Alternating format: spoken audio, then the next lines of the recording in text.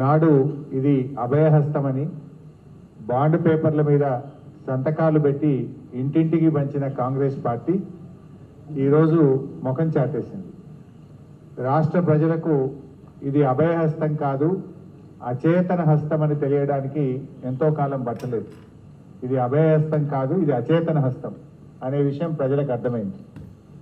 ఆ రోజేమో పోటీలు పడి గాంధీల మాట ఇదని గాంధీ టోపీలు పెట్టి సంతకాలు పెట్టి గ్యారంటీ కార్డులను ఇంటింటికి పంచి ఓట్లు వేసుకొని అధికారంలోకి వచ్చారు. కానీ ఈ గ్యారంటీ కార్డు ఇలా గ్యాసిప్ కార్డు అయిపోయింది. అంతా మోసం, అంతా దగా కార్డుగా తెలిపోయింది. ఆ రోజు అధికారంలోకి వచ్చిన మొదటి క్యాబినెట్లోనే మేము తీర్మానం చేస్తాము, మొదటి శాసనసభలో చట్టబద్ధత తెస్తాము, 100 రోజుల్లో అమలు చేస్తామని హామీలు ఇచ్చారు, నమ్మబలికారు. ఇది సోనియా గాంధీ మాట అన్నారు, ఇది రాహుల్ గాంధీ మాట అన్నారు. రేవంత్ రెడ్డి చెప్తే నమ్మతారో నమ్మరో అని గాంధీల మాటగా ప్రచారం చేశారు. 100 రోజులు కాదు, ఇలా 700 రోజులైనా కూడా అమలుకు నోచుకోలేదు. ఆ గాంధీలేమో ఇలా హైదరాబాద్కు రావకుండా ముఖం చాటేసింది.